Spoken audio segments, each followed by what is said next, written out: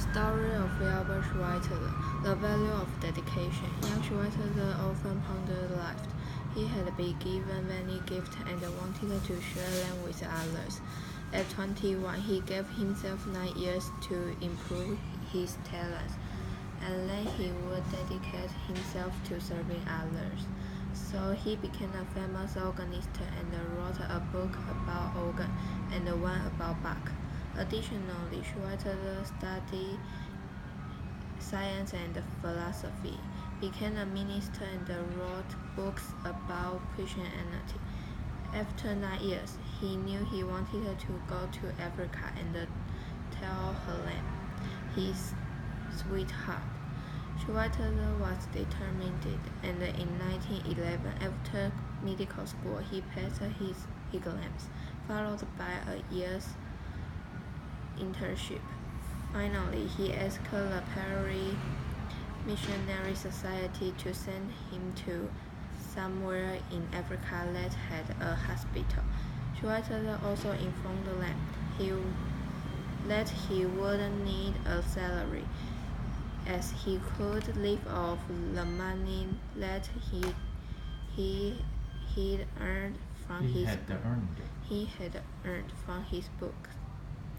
He could hardly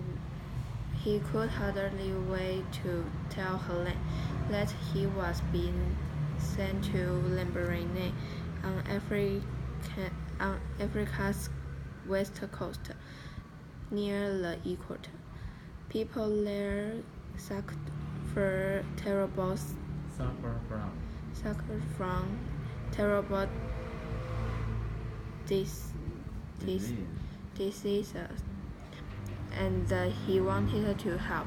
He asked Helen if she could put up with him, and she responded with a yes. So they married, and a few months later brought a ship for Africa.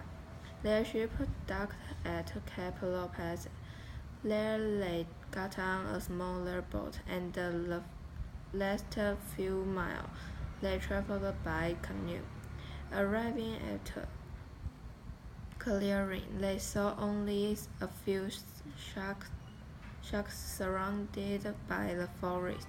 The next day, they began cleaning and painting an old chicken house, which became the hospital. Schweitzer also built shelves for his medications. Thousands of people came to see the new doctor, which was exhausting. About the same time, a local approached Schweitzer and asked in French if he needed help. Then Joseph introduced himself, stating that he spoke English, French, and 8 different African languages. He became the assistant whom Schweitzer needed. Once a cook, Joseph knew anatomy and said things like, "This man has a pain in his leg of mutton." Schweitzer would think how a leg of mutton looked and knew where the pain was. Joseph also learned about medications and helped during operations. They also built more buildings, including huts for sick people to stay in.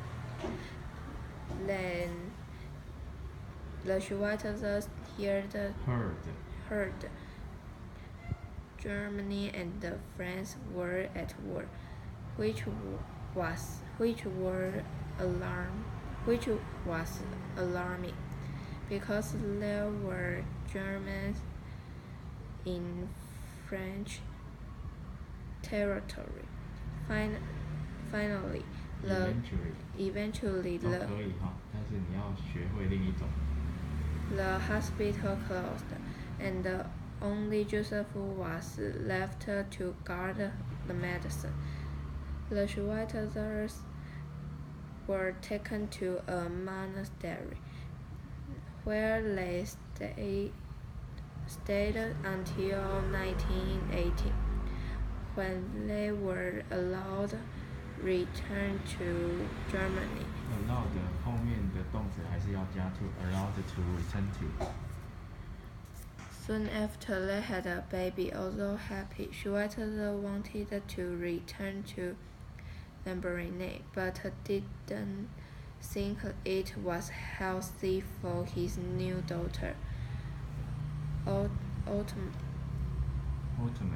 Ultimately, he decided against taking her, but felt he needed to return, because those were his people.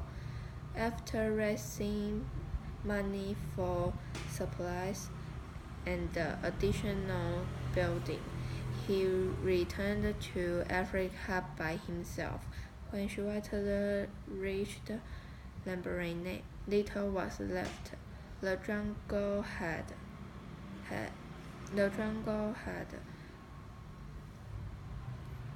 taken over, so he and Joseph began again. Over the years, they built a larger hospital and 40 new huts to house several hundred people. Schweitzer's dedication became known worldwide. Queen Elizabeth gave him the Order of Merit. In 1952, he received the Nobel Peace Prize and used the money for a new building. Not everyone can be a doctor in Africa, but you can help people, no matter your whereabouts. When people asked why he didn't rest, Schweitzer would answer, "My humanity is like money. If I keep it in a jar on a shelf, it can do nothing. But if I spend it on others, look at what can happen."